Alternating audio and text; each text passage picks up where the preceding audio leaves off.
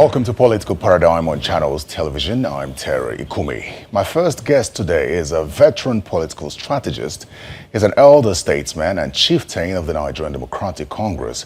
He's gone from being a founding member of the APC to his role in the NNPP and now as a key voice in the new opposition coalition ahead of 2027 as a member of the Nigerian Democratic Congress. He's been at the center of Nigeria's political realignment for over 3 decades. Engineer Buba Galadima, welcome to Political Paradigm.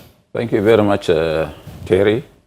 Thank you. Nice to see you. Now, so it's let's talk about the polity straight away. All is set for commencement of campaigns. Names have been submitted. INEC has released those names. Your principal is among the candidates. What do you make of the polity as it is right now? I always speak frankly. There are a lot of uncertainties within the polity. And nobody except God and President Tinubu knows where we are heading to. And that is the truth on the table. NDC is not even very sure that they can still present the candidates and contest this election. ADC is also ditto. There is no party that it's sure they will contest this election except the APC, because they dictate the tune. They ask the judiciary what they will do. They ask INEC what to do. They also use the security agencies to enforce their will on the docile people of Nigeria. So we are ready, if we are allowed by them, to face them at the ballot. And my hopes had always been that they will allow not free and fair, but even a semblance of election. You have seen what is happening, the cadabra that is happening in Osun. If elections are held fairly, APC will be nowhere in Osun. So while you blame the president for the situation and the... I'm not blaming him, please, Terry. I'm not blaming him. I'm only saying the obvious, that is his character in him. Okay. I'm not blaming him. That's not the same thing? No. What's the difference? No. Oh, so you are confirming also that his antics and characters are not good enough? No, I'm asking if you are saying that the president is responsible for what's happening with the opposition. Indirectly so. Okay. Yes. Because I've not said that. What I am saying is that they are not being fair to even themselves, let alone the country or the peoples of this country to whom they care. But the president has said that he will not be responsible for helping the opposition put its house in order. And then we see that even from your primaries that held, there are quite a number of aggrieved members. Correct. And you are now heading the reconciliation committee of the party. So while you blame the president or suggest that he's to be blamed for it, does your party take responsibility for any internal issues that it's had? And maybe you will seize this moment to give us an update on the reconciliation process so far. Thank you very much. That exactly confirms my view. Where did we get to this reconciliation? We got to this reconciliation because the only way the parties were asked to generate candidates is through direct primaries or through consensus. And neither of which can successfully be done by opposition. The obvious thing that the government knows is that gladiators will try to outwit the other. Fracas can happen. Or even the government can push in its agents and thugs to disturb the process. Since Tinubu is afraid of competition, he doesn't want anybody to compete with him. Up to now, as I'm talking to you, that's why we learned he's saying that he's not going to campaign physically. that he has done what he needs to do, and that is his campaign. But the truth of the matter is that he is not going to be able to campaign physically. Not because he has nothing on the ground to show that he has done anything that would warrant a single vote by any Nigerian, maybe except his wife or children. There is nothing in politics like the will of the president or the will, just hold on, or the will. I'm hoping you could speak more about your party. Oh no. Especially because you're heading the reconciliation committee. I have to give examples for those that are watching us, yes, to understand the genesis, that it is not only my party, that it is almost every party. Yeah, but fine. But what is the problem with your party? There is no problem with my party except the Nigerian factor. What is the Nigerian factor? The Nigerian factor is that the two ways of producing candidate is impossible for any opposition party to do. So because hold on now, yeah, even the government sends, or the APC sends moles into your own party. If you are doing consensus, whatever you do, they will say they no agree. Was that what happened in the MDC? Of course. They will say they no agree. You go for direct primaries, they send their own thugs to disrupt.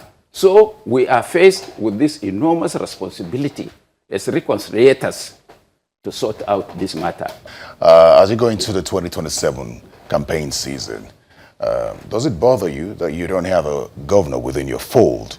Especially because you were really close to clinching Governor Bala Mohammed, whom you now say opted out because he was advised not to go to the NDC, to a party where they have a strong presidential candidate. Does that bother you? You see, Terry, if you are a politician, you should convince yourself that you can do the impossible. And we had experiences in this. For example, in 2019, every political juggernaut in Kano migrated to the APC. All the former governors, all the former senators, all the former House of Rep, the chairman of local government, and councillors. Kwankwaso had no single former councillor except himself. And we defeated them flat.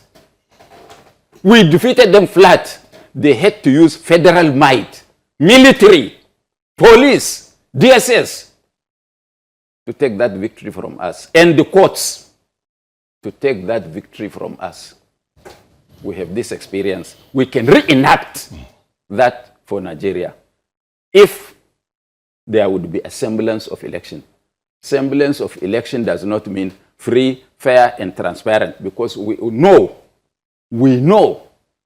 that this government and these people in the APC will never dream of doing even the semblance of election that we are requesting for, because they are afraid to their bone marrow that if they are subjected to the Nigerian people, even Tinubu will not secure his what do you call it, this percentage if you get 25%. Eh? 25%? No. He will lose his deposit. Mr. Galadima, you talk a lot if about... If you say no, let him allow free and fair election. If you are trying to tell me no. I wouldn't say no. From your face, I can read you that you didn't believe me when I say he will lose deposit. Let him try to You know, the interesting part is a lot of people hardly believe you because you've been just about all over the place as far as politics is concerned. But this is another conversation for another day. But let me tell you. Let's expatiate that, because I don't want to leave a toga for Nigerians to think that, Galadima is a bad man. You were with former President Muhammadu Buhari. Yes. You were there. Yeah. You've been with Kwankwaso for a while now. Now you're with the obedience. And I don't want to take you back, even though I will take you back to some of the things you said about the obedience ahead of the 2023 election. So now that brings me to this conversation. You are free. No. Let's sort out my integrity first. Good, let's talk about that.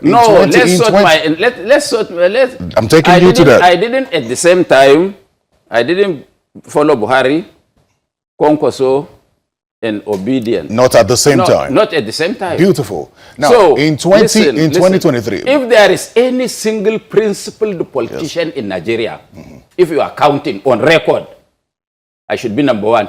but in 2023, ahead of the election, you said that Peter Obi is not at the level of Kwankwaso, and Kwankwaso cannot be a running mate to him. Correct. You said that Peter Obi did well in Anambra State, but Kwankwaso did way more. And so Kwankwaso cannot be a running mate to him. Correct. Now Kwankwaso is a running mate to Peter Obi, and you're pushing that mandate. Yes. What has changed? Oh, you don't know what has changed? You are from where? No, tell me in Nigeria, which geographical zone do you come from? South. Huh? South. If I say that the Southerners believe that it is their turn to produce president, can I be correct or wrong?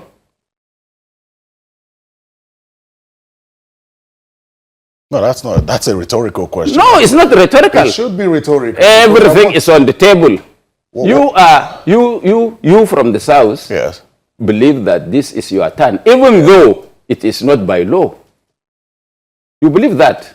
What is your no, I need to understand what sentiment you're driving. I'm not driving sentiment. Okay, so what exactly? I'm just saying the obvious, that the South believe this is their turn, even though it is not constitutional, it is not by law. You buy into that now? Listen now, it is not a written law. Yes. And if I am a strategist in politics, and there is a mindset of a certain group, and I have to conquer them, I have to give in and win, or stand alone and lose. So you buying into the narrative that it is the turn of the Southeast? I say first South. We can come to the Southeast because this Obi and Kwankwaso is a healing ticket. It's a healing ticket so that Nigerians can forget the past. You know, it's interesting you say this because I recall in 2023, and I'm going to quote you clearly, because you said the issue from Peter Obi's side was that there is a sentiment in the Southeast that the president must come from the extraction. Correct. And we say, no, we belong to a party called Nigeria. Yes. Those are primordial sentiments that have never assisted Nigeria to become one. So you also said, basically, you accused the Obi camp of pushing a Southeast agenda for the presidency. Huh? No. You said the Obi camp is pushing a okay. Southeast agenda. Correct, Terry. So what has changed though? What has changed is that since the start of this politicking, have you ever had one single Igbo man from Southeast who has talked about Igbo presidency? I ask you. Did you hear? So that's the reason why. No. I have not taken. I want to take you through. Okay. Have you had? Be honest. Tell me. That narrative has always existed and will continue to exist. Can you quote one person in the last 1 year from the Southeast who said Obi is going to be Igbo president? What are you asking for? A famous person, a popular person, or just anybody? Even an Agbaro from Mararia Market. I strongly believe that the people of the Southeast... Tell me who. 1 second. I believe that the people of the Southeast are holding on to the sentiment that they deserve to rule the country. They can hold to any sentiment within their heart, but they have never pronounced Igbo presidency. They themselves are now projecting Obi as a Nigerian president.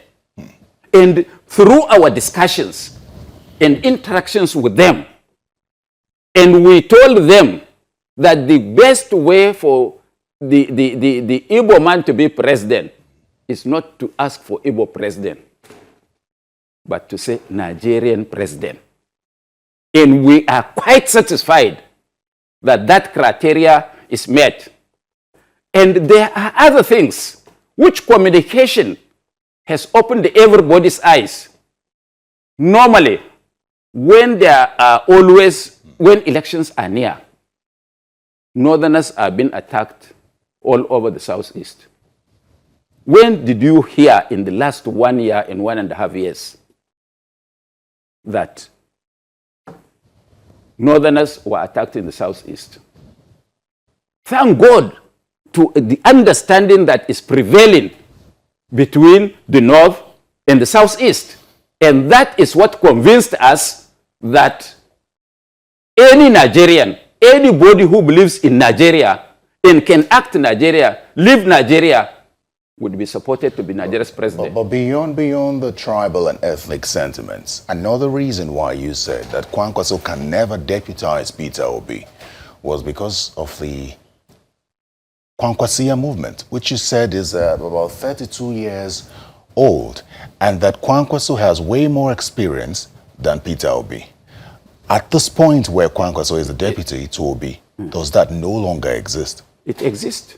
But we are using it, leveraging on it to win election. Because we want to be where we can influence events and assist people like you and build the country. If the Kwankwasia alone cannot make Kwankwaso president, then we have to think a way of him where he will participate at the highest level of government, such that all these our ideas, noble ideas that we have for Nigeria, can be translated into physical presence. So why the obedient movement? Why have you chosen to align the Kwankwasia and the obedient movement? Terry.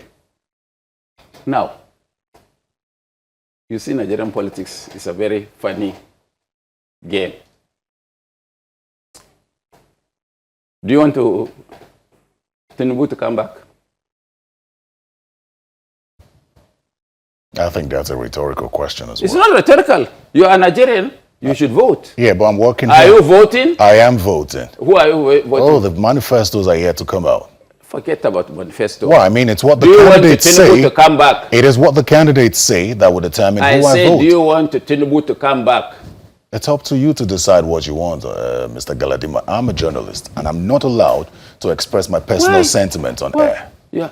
You are a Nigerian before becoming a journalist. Yeah, but I'm not allowed. I have a job. My job doesn't allow me to express personal sentiments on air. The reason is I could sway public opinion, and I'm not supposed to do that. And you brought me to sway public opinion. What's the difference? You're not working here. You're not working here. But let me ask you a question genuinely. You don't. No. You don't. I should answer this question. Let's do the pro. I should answer this question. Which of the questions? That why do we now support Obi? Yes. Yes. Because we are political strategists. We do the arithmetic. We don't act before thinking. We think before we act. Each time. And we had done our arithmetic fairly well. And discovered that if you are using the sentiments of South, Obi is from the South, to become president. If Kwankwaso will find it difficult, not that God cannot make him president, even if he doesn't have Kwankwasia movement, but it can be difficult. If he doesn't have the means, you people are accusing him, he had no money. You people are accusing him, he has only Kano. And we tried to explain as if the press were paid to pin Kwankwaso down to only Kano. And I kept on asking, is there anybody that you can say for sure can deliver his state, any politician in Nigeria like Kwankwaso? You have no answer. So, we agreed with you. Oh, Kwankwaso does not deputize. If that is the issue, Kwankwaso can step back. You know how the ram fight? Do you know? They lock horns. They lock horns and they pull back and gather momentum to hit again. In Hausa, fada garago ba tsoro bane. Meaning in Hausa that the pulling back by the ram that is not cowardice. It's only preparatory to a stronger punch. So we want to defeat all these things at the same time. If you want to defeat Tinubu, what would you do? We thought the best thing to defeat Tinubu would be to bring a southern candidate that can have a minimum of 5 states. If he has above 5, it is a bonus. So you're leveraging on Obi's popularity. Oh God. If you don't want the people to listen, because I'm not campaigning. I'm just saying, you brought me to campaign for Obi. I brought you to speak about politics. No, and campaign for Obi, because when I speak about politics, there is no way I cannot talk of the OK ticket. You don't want to campaign for Obi? I say if I speak about, there is no way I could not speak about OK ticket. I mean, yes. You know what is OK? Yeah, Obi and Kwankwaso, yes. So I want to Terry to be OK. Yeah? And all those that look at us. I had a conversation with... Listen, it's the same conversation with Mr. Festus Keyamo last week. Who is that one? And he's the Minister of Aviation. Huh? Minister of Aviation. I'm sure you're familiar with him. He insisted that based on the numbers, and you've just mentioned arithmetic here, based on the numbers... I didn't finish now. He questioned... It's because you didn't want me to finish for the people to understand. No, he's asking, where will the Obi votes come from, considering the arithmetic, which you just mentioned? So Nigerians don't believe that Obi can master 5 states in the south. Let me tell Festus Keyamo, where is his state? Delta, yeah? That Obi will win Delta.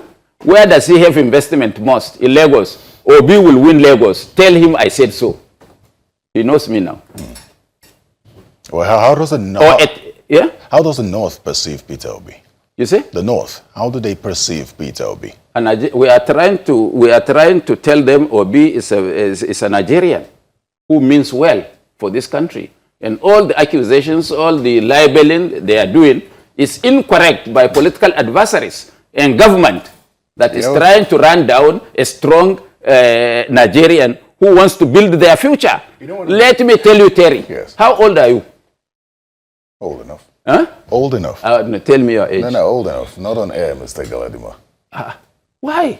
Let's stretch this conversation. No, we are not stretching. No, we will stretch it. I want to know your age because there is a point I want to make. You can make the point by I can't make the point when I don't know your age. It has to do with tell you that I think it has to do with age. You know, Mr. Keyamo said something. He said in 2023, Peter Obi played up religious sentiments.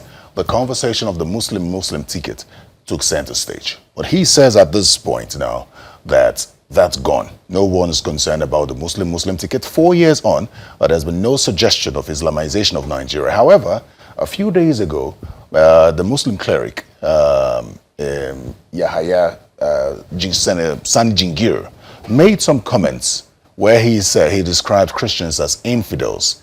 And the conversation of the Muslim ticket has now been revived. The reason is he said that the Muslim ticket suggests that Muslim dominates Nigeria. It's okay. I thought you saw Cardinal Onaikon spoke. So I urge all Christians to vote for Christian, and those of us who are liberal can decide which way to vote. And let's see. I don't believe in this so-called small political minds bringing religion and tribe into politics. I don't believe in it. I don't discuss it. But do you condemn Jingir's comments, especially because the governor of Kano State, who's from where Kwankwaso hails, was there, and he was applauding and cheerful about the comments? Isn't that dangerous for a leader? Did Tinubu, who is a beneficiary, put up a comment to condemn it? Kwankwaso and Tinubu, who is bigger? Do you condemn it? I say, who is bigger? Who is bigger? Tinubu and Kwankwaso. Who is bigger? Tinubu. Did he condemn it? In 2023, you said the other thing, but let me ask. What did I say? But do you condemn it? Condemn what? The comments by him. I even told you that I don't want to comment on anything religion or tribe because I don't belong to that class. Well, as we go into 2027, do you think that religion or tribe could play a role in how votes are cast? That is exactly why I asked for your age. If you had told me your age, I could have relieved you of this stress to ask that question. But you refuse, so you don't want an answer. I'm a voting age, so I think I pass to hear what you have to say. You know, we are accused of several things about Obi, and we have ready answers for anybody who accuses Obi of whatsoever. We will defend him to the last. And if elections are held, semblance of election is held, Obi will be the president of this country. And if anybody doubts me, I challenge him to organize a free and fair and transparent election, and let's see if Tinubu does not come number 4 or 3. All right. Just before we go, I want to ask you this question as far as this election is concerned and the issue of security is concerned, because we see state police coming into formation now. If we have state police ahead of the election, would you have fears? Yes. I have been fighting the issue of state police since 1987. And all those that are now in the forefront of establishing state police will live to regret it, because it will catch up with them. We have seen we have seen how the native authority police work. In fact, those ones would be saints when police command is handed into the hands of these governors. You cannot go back to your village. You talk here against them and you go back to your village, they will slaughter you in the night, not lock you. So what I'm saying is that the issue is not about Nigerian police. Even the insurgency or Boko Haram is not the failure of the security agencies. It is the failure of the will of the people to do what is right. And I want to say that this insurgency in Nigeria can never be conquered. Can never be conquered until one thing is done. I saw either the Chief of Defense Staff or the Minister of Defense, one of them, I can't remember. You know, I'm getting old. Saying that they are going to establish super camps and they are going to diversify divisions of the military to various locations. I want to tell him that that cannot succeed. So what is the one thing that will succeed? The one thing that can succeed is that the government will create the will, as Jonathan did, and take the fight to the terrorists, dislodge them, acquire territory, move until they occupy all the spaces. Very well. But you sit down in a super camp until they attack you and you repel. So if they dictate what will happen, because the terrorists or the Boko Haram have to get ready until they attack you, then you respond. It will never end that problem. Engineer Buba Galadima, I'd like to thank you very much for your time. And when campaigns kick off properly, I would like to speak with you again. You promised me every week we will speak. No, it should be on camera for people to understand. I will work on that. So that they will be looking forward to that time. I will work on that, but I thank you for your time. It's always a pleasure speaking with you. Thank you so much. Thank you. Thank you very Terry. much. Well,